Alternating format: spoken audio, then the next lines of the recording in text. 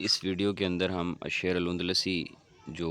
مین جو چیز ہے الموشحات اس کو انشاءاللہ تفصیل سے کریں گے۔ تو شعر موشحات کو اختبارات اللغہ العربیہ سے کرنے سے پہلے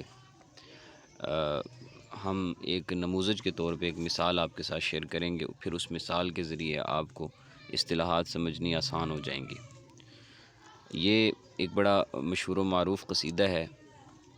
کہ عبث الشوق بقلبی فاشتکا علم الوجد فلبت ادمعی۔ عبث الشوق یعنی عبث کہتے ہیں فضول کام کو، عبث الشوق میرے فضول کے شوقوں نے میرے دل کو فاشتکا شکایت پہ مجبور کیا، یعنی جب اسے محبت ہو گئی تو پھر وہ تکلیف محسوس کرنے لگا، اس سے شکایت پہ مجبور کر دیا۔ میرے فضول کے شوقوں نے میرے دل کو شکایت پہ مجبور کیا، یعنی محبت کی شکایت پہ مجبور کیا، یعنی اسے محبت ہو گئی۔ اور علم الوجد اور وہ محبت کی جو کیفیت ہے، اس کیفیت کا جو غم ہے، فلبت ادمعی تو اس نے بھر دیا میری آنکھوں کو آنسوؤں سے۔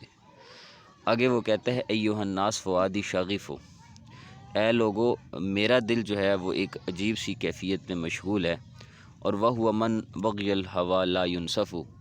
اور وہ شخص کہ جو محبت میں غرق ہو جاتا ہے، محبت میں بغاوت کرتا ہے، مبتلا ہو جاتا ہے، لا ینصف پھر اس کے ساتھ جو ہے وہ انصاف نہیں کیا جاتا۔ اور کم اداری ہی و دمعی یکف، کم اداری ہی و دمعی یکف، آگے وہ کہتا ہے کہ کتنے ہی یعنی ایسے ٹھکانے ہیں جنہوں نے میری حوصلہ جوئی کی ہے، میری تسلی کی ہے، دارا سے اداری، و دمعی یکف اور میرے آنسوؤں کو کف کیا ہے، روکنے کی کوشش کی ہے۔ پھر آگے کہتا ہے کہ ایھا الشادن من علمک، ایھا الشادن، اصل میں یہاں ایھا الشادن ہے، ویسے اکثر جو ہے وہ ایھا الآسر من علمک، کہ اے اپنی محبت میں مجھے اسیر کرنے والے، کیا تجھے معلوم ہے یہ کہ بسہام اللحظ، بسہام اللحظ قتل السبع، بسہام اللحظ کہ تیرے لحظ یعنی تیری لحظت کے ان تیروں نے، یعنی تیرے نظر التفات کے ان تیروں نے جو ہے وہ قتل السبع ایسے قتل کیا ہے جیسے درندہ مار کے چھوڑ دیتا ہے۔ اور دوسرا جو اس کی جو دوسری یعنی معروف جو اس کا آتا ہے وہ آتا ہے کہ یعنی اس کی تیرے جو لحظت کے جو تیرے تیر ہیں تو ان تیروں نے جو ہے وہ میری پسلیوں کو اسیر کر لیا ہے، میری پسلیوں کو بھی تک، میری پسلیوں تک کو اپنی محبت میں گرفتار کر لیا ہے، جو دوسری معروف ٹرم ہے اس میں یوں آتا ہے۔ تو یہ ایک مثال دی ہے، اس مثال میں آپ بس اس کو ذہن میں رکھیں گے۔ دیکھیں اس نے قصیدے کی جو ابتدا ہے وہ اس نے کی ہے کہ عبث الشوق بقلبی فاشتکا علم الوجد فلبت ادمعی یا ایھا الناس فؤادی شاغف وہو من بغی الہوی لا ینصف کم اداریہ و دمعی یکف ایھا الشادن من علمک بسہام اللحظ قتل السبع۔ اب یہاں پر جو پہلا اس کا جو مطلع ہے، یعنی اس مطلع کے اندر یعنی دو اشعار ہیں۔ پہلے شعر کو بھی اس نے غصن کہا ہے، دوسرے کو بھی غصن کہا ہے۔ غصن ویسے عربی میں ہم ٹہنی کو کہتے ہیں، مطلع طلوع کی جگہ یعنی جو شروع میں آنے والا، تو وہ تو سیدھا سیدھا مطلع ہو جائے گا، اور غصن ٹہنی کو کہتے ہیں، یعنی اس کی دو شاخیں ہیں۔ آگے پھر اس نے ایھا الناس فؤادی شاغف وہو من بغی الہوی لا ینصف کم اداریہ و دمع یکف، یہ تینوں الگ الگ جو ہیں وہ اگر ان کو شمار کریں تو یہ سمت بنیں گے، الگ الگ اگر ہم ان کو شمار کریں گے تو پھر یہ سمت بنیں گے، اور اگر ہم ان کو اکٹھا لیں گے تو پھر یہ پورا ایک دور بنے گا، یعنی ایک پورا سٹیپ ہے جس کو ہم دور کہتے ہیں۔ اسی طرح پھر اس نے آگے اس بند کو مکمل کرنے کے بعد لاک کیا ہے القفل کے ذریعے، قفل عربی میں کہتے بھی لاک کو ہی ہیں۔ تو ایھا الشادن من علمک بسہام اللحظ قتل السبع، اب یہ جو اس نے لاک کیا ہے، اور اس سے پہلے جو اس نے دور کیا تھا جس میں اس نے 3 ابیات بولے تھے، اور اس میں اس نے جو ہے وہ لاک کیا ہے، تو اس سارے کو اگر ملا کے دیکھا جائے تو اس کو بیت کہتے ہیں۔ تو یہ تقریباً میکسیمم اصطلاحات ہیں، یہی اصطلاحات آگے بھی آنے والی ہیں۔ تو اگر آپ اس ایک مثال کو زبانی یاد کر لیں گے اور اس کو مائنڈ میں رکھیں گے تو آپ کو موشحات کی جو شعر موشحات ہے اس میں کسی بھی طرح کی کوئی گونجلک یا پریشانی کا سامنا نہیں کرنا پڑے گا۔ اس سے پہلے بھی میں تفصیل سے شعر موشحات کر چکا ہوں، اور انشاءاللہ جیسے ہی مجھے وقت ملے گا تو میں لسان الدین ابن خطیب کا جو مشہور قصیدہ ہے انشاءاللہ اس قصیدے کو بھی میرا وعدہ تھا، میں انشاءاللہ اس کو مکمل ترجمہ اور اس کی تمثیلات کے ساتھ شیئر کروں گا، جو اس نے اندلس کے بکھر جانے پر مسلمانوں کی زبوں حالی کو بیان کیا ہے۔ آگے چلتے ہیں جی ہم شعر الاندلسی موشحات۔ موشحات کی وہ تعریف کر رہا ہے، وہ کہتا ہے جی کہ یہ شعر کی ایک ایسی قسم ہے قاد الیہ الغنا، یعنی جس کو کھینچ کھانچ کے جو ہے وہ غنا یعنی گانے کی طرف لایا جاتا ہے۔ کما قادت الیہ طبیعت الحیات، اگرچہ اس میں جو انسانی نیچر ہے اور اس کی اجتماعی احوال جو ہیں معاشرے کے، ان کو بھی اس میں بیان کیا جاتا ہے، تو ایسی شاعری کو موشح کہا جاتا ہے، موشحات کہا جاتا ہے۔ موشحات کی جو تعریفات ابن سینا الملک کے نزدیک کہ ایسا منظوم کلام جو کہ مخصوص وزن پر ہو، اور اسی طرح محمد بن ابی شنب نے کہا کہ وہ قصیدہ منظومہ جس کو گانے کے طور پہ نظم کیا جائے اسے ہم موشح کہتے ہیں۔ موشح جو ہے یہ وشاح المرأہ یعنی عورت کے قلادے سے، عورت کے دوپٹے سے ماخوذ ہے، اور یہ موشح کا جو فن ہے یہ شعر اندلسی میں ظاہر ہوا دولت مروانیہ میں قرن تاسع یعنی 9ویں صدی عیسوی کے اندر، یعنی جو مروان کے زمانہ میں جو ہے یہ مروان سے مراد یہاں وہ مروان بن محمد نہیں جو کہ عہد بنو امیہ میں تھے، بلکہ امویوں کی ہی چونکہ حکومت وہاں تھی تو ان اپنے خاندانوں میں مروان نام رکھے تھے، تو اس کے زمانے سے یہ معروف ہوا۔ اب دیکھیے ہم نے پڑھا تھا پہلا بیت ہم نے یہاں پہ پڑھا، ابس الشوق بقلبی فشتہ کا علم الوجد فلبت ادمائی، اس نے یہی کہا ہے۔ دیکھیے گا وہ کہہ رہا ہے کہ جی مطلع کیا ہے، من العناصر الاساسیہ للموشح، جس پہ قصیدے کو بٹھایا گیا ہے، جس پہ بنا ڈال دی گئی ہے، جو اس کا عنصر اساسی ہے اس کو مطلع کہتے ہیں۔ اور قفل کیا ہے، من العناصر الاساسی، اور چونکہ جو نیچے ہم نے اینڈ پہ پڑھا کہ ایھا الشادن من علمک بسہام اللحظ قتل سبع، اگر ہم اس کو لاک نہ کرتے تو پھر تو یہ قصیدہ مکمل نہ ہوتا، تو اس لیے جو فرسٹ اور جو اینڈ پہ جب ہم کسی دور کو ختم کرتے ہیں تو اس کو جو ہے وہ قفل کہا جاتا ہے۔ اور اسی طریقے سے عناصر اساسیہ میں موشحات میں جو ہے وہ خرجہ بھی ہے، خرجہ بالکل آگے جب وہ اینڈ پہ پہنچے گا تو آپ سمجھ لیں گے کہ جو اہم عناصر موشح ہیں علی الاطلاق یعنی جس کو کہا گیا، یعنی قفل اخیر کا جو موشحات کا جو قفل اخیر ہے، یہ تو فرسٹ مطلب لاک تھا نا، جو سب سے آخر والا جو لاک لگے گا آخر میں، جب پورا غزل پوری مکمل ہو جائے گی اور پھر آخر میں لاک لگے گا تو اس کو جو ہے وہ خرجہ کہا جاتا ہے۔ اس کی تعریف آگے آ بھی رہی ہے، وہاں سے آپ کو واضح ہو جائے گی۔ یہ دیکھیں اس کی تعریف یہاں 1257 میں آ رہی ہے کہ القفل الاخیر فی الموشح، یعنی جب غزل مکمل ہو جائے گی آخری جو لاک لگاتے ہیں اس کو جو ہے وہ خرجہ کہتے ہیں۔ بہرکیف سمی المطلع فی الموشح، اچھا جی مطلع جو ہے موشحات میں اس کو جو ہے وہ مذہب کا بھی نام جو ہے وہ دیا جاتا ہے اس کو، یہ چونکہ فائل تھوڑی سی الٹی سیدھی ہوئی ہے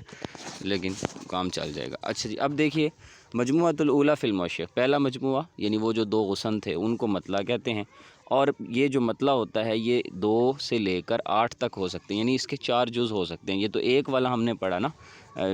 لیکن یہ 4 تک ہو سکتا ہے، اور اس کا جو ہر شطر ہے وہ حرف روی پہ ختم ہوگی، ٹھیک ہے جی، اس کو ہم جز کہیں گے۔ اور اسی طریقے سے اس میں جو قافیہ کے اجزاء ہیں وہ کبھی متفق ہوتے ہیں اور کبھی مختلف ہوتے ہیں۔ اچھا جی اسی طرح بماذا یسمى قول المطلع متردد فی الموشح، اچھا جو مطلع ہے یعنی جو قفل ہے، جب ہم دور کے بعد لاک کرتے ہیں تو اس میں جو قفل ہوتا ہے وہ قفل جو ہے اکثر تو ایسے ہوتا ہے کہ وہ حرف روی اس کا اور مطلع کا سیم ہوتا ہے، لیکن کبھی سیم نہیں ہوتا تو اس کو ہم مطلع متردد کہہ دیتے ہیں۔ حل عدد محدود فی الموشح للاقفال، کیا یہ جو اقفال ہیں، یہ جو لاک ہے، ظاہر ہے ہر دور کے بعد ایک قفل آئے گا تو اس لیے ان کی تعداد متعین نہیں کی جا سکتی۔ ہاں یہ کہا گیا ہے کہ عدد الاقفال فی اکثر عام طور سے جو ہے وہ 5 ہوتے ہیں، اور القفل الاخیر فی الموشح، جو آخری لاک لگے گا نا غزل جب مکمل ہوئے گی، جیسے ہمارے ہاں بھی ہوتا ہے آخر میں، تو اس کو پھر خرجہ کہیں گے۔ اور جو عناصر موشحات کے عناصر میں جو سب سے اہم ہے علی الاطلاق وہ خرجہ ہی ہے۔ اس کے بعد ہے جی کہ دور کیا ہے، سمی الجزء الذی یعقب المطلع فی الموشح ویقع بین الاقفال، ٹھیک ہے۔ اب جو آپ لاک لگاتے جائیں گے، یعنی ایک اوپر مطلع آ گیا، مطلع کے بعد آپ نے اپنا ایک دور پڑھا، اس کے بعد پھر آپ نے ایک لاک لگایا، پھر دور پڑھا، پھر لاک لگایا، تو اب یہ جو ہم لاک لگاتے جاتے ہیں اس کے درمیان کے جو دور ہیں، اس کے درمیان کی جو اشعار ہوتے ہیں ان کو دور کہا جاتا ہے۔ اقفال کے درمیان جو ہے، مطلع اور اقفال کے درمیان جو ہے اس کو دور کہا جاتا ہے، اور دور جو ہے وہ کم سے کم 3 ہیں، جیسے ہماری جو مثال ابھی آپ نے دیکھی ہے وہ 3 والی ہے، اور وہ 5 تک بھی ہو سکتے ہیں۔ اور الدور مع القفل فی الموشح سمیہ بیتن، اور میں جیسے کہ پہلے بھی یہ بات بھی عرض کی ہے کہ نیچے سے قفل کو ملا کر اور اس کے ساتھ دور کو ملا کے تو پھر اس کو بیت کہا جاتا ہے۔ حل تنطبق فی الموشح قواعد العروض، کیا اس میں تطبیق ہوتی ہے قواعد عروض کی؟ نہیں ہوتی۔ اچھا جی، الدور هو البیت، دور کو بھی بیت کا پراپر بیت کا نام دیا، جیسے کہ عام ابیات میں ہوتا ہے، تو یہ ابن سینا الملک نے دیا ہے۔ الجزء فی المطلع والقفل والخرجہ، جو آپ نے دیکھا تھا مطلع کے اوپر غصن کا بھی دیا ہوا تھا نام، تو وہ یہی کہہ رہا ہے کہ غصن جو ہے وہ مطلع کا جز ہو، قفل کا ہو، خرجے کا ہو، تو اس کو ہم غصن کہتے ہیں۔ اور اغصان جو ہیں کم سے کم مطلع میں وہ 2 ہونا ضروری ہیں، جیسے کہ ہمارے پاس جو بھی نموذج ہے اس میں 2 ہی ہیں۔ اور الجزء من الدور، آپ نے سمت بھی وہاں دیکھا تھا، وہاں سمت لکھا ہوا تھا، تو جو دور کا جز ہوگا اس کو ہم سمت کہیں گے۔ اور تنقسم المشحات من حیث الوزن، اور قافیے کے اعتبار سے مشحات جو ہیں وہ 5 اقسام کی طرف منقسم ہوتی ہیں۔ اور اس کے بعد کچھ جو ہے وہ دی ہوئی ہیں عبارات کہ اول من صنع اوزان المشح، سب سے پہلے جو مشحات کے اوزان بنائے، اس طریقے کو اختراع کیا، گھڑا، وہ محمد بن حمود القبری تھا۔ یہ ابن بسام کی تحقیق کے مطابق ہے، اور مقری کی تحقیق یہ ہے کہ سب سے پہلے مشحات کو جس نے بنایا وہ مقدم بن معافی القبری ہے۔ اور اسی طریقے سے اس کے بعد ہے جی کہ اول من اشتہر فی المشحات، سب سے زیادہ شہرت جو حاصل ہوئی ہے وہ ابن عبد ربی ہی کو ہوئی ہے، اور جو نابغہ روزگار ہوا ہے اس کے اندر، یعنی اول من النابغین الذین خطوا طریق النجاہ، فن مشحات میں جو نقطہ عروج پہ پہنچا ہے، اس میں کامیابی حاصل کی ہے، اس کے راستوں میں چلا ہے، وہ عبادہ بن القزاز ہے۔ مشحات کے بارے میں مارٹن ہارٹن کی رائے یہ ہے کہ تطویر لشعر المسمت الذي عرف المشارق من قبل، وہ کہتے ہیں جی کہ تطور لشعر المسمت، شعر مسمت یعنی جس کی اسمات طے شدہ ہوں، ایسے شعر کا تطور کہ جس کو عرفہ المشارق من قبل، یعنی کسی کی طرف سے بطور مشارک مطلب یعنی المشارقہ کہتے ہیں، یعنی دونوں طرف سے کسی چیز کا طلوع ہونا۔ تو عام طور پہ چونکہ یہ درباروں اور محلات کے اندر یعنی جو بطور گانا گایا جاتا تھا، ادھر سے جو ہوتا تھا وہ غنا ہوتا تھا، اور ادھر سے جو ہے وہ باقاعدہ یعنی کہ رقص و سرور بھی ہوتا تھا، تو اس اعتبار سے یعنی بطور مشارکات کے یہ کیا جاتا تھا۔ تو یہ مارٹن ہارٹن کی رائے ہے، اور شوقی ضیف نے بھی، اور اسی طریقے سے یہ فراغتاغ غوثطاف جو ہے اس نے بھی یہی رائے دی ہے۔ باقی مشحات جو ہے یہ خولیان ریبیرہ اور مندیس بیدال کے مطابق، رامون مندیس بیدال کے مطابق جو ہے مشحات تقلید لشعر غنائی عجمی، یعنی یہ عجمی گانا کی طرز کی شاعری جو ہے وہ ہے، اس کی تقلید ہے، یہ مشحات اس کو کہا جاتا ہے۔ اور من آتا شکلا تاما مشحات مع الاقفال والادوار والتلاف غصونها وسموتها، جس نے پراپر شکل دی، وہ عبادہ بن معاذ سما تھا۔ اور مشہور جو وشاہین ہیں عہد عامریین میں سے، بنو عامر کے زمانہ میں، بنو عامر یہ سلطنت کی بات پیچھے ہو چکی ہے، تو وہ کون تھے؟ وہ بھی عبادہ بن معاذ سما تھا۔ اور مشہور وشاہین جو یعنی مشرق میں جو معروف ہوئے وہ ابن سینا جو ہے وہ الملک ہیں۔ تو یہ بہت اہم موضوع ہے، تو اس لیکچر کو آپ لازمی دھیان سے اور دوبارہ بار بار غور سے دیکھیں۔ مزید اگر اس میں آپ کو کچھ کمی پیشی آ رہی ہے تو وہ آپ پوچھ بھی سکتے ہیں، انشاءاللہ اس کی میں نموذج اور بھی دوں گا۔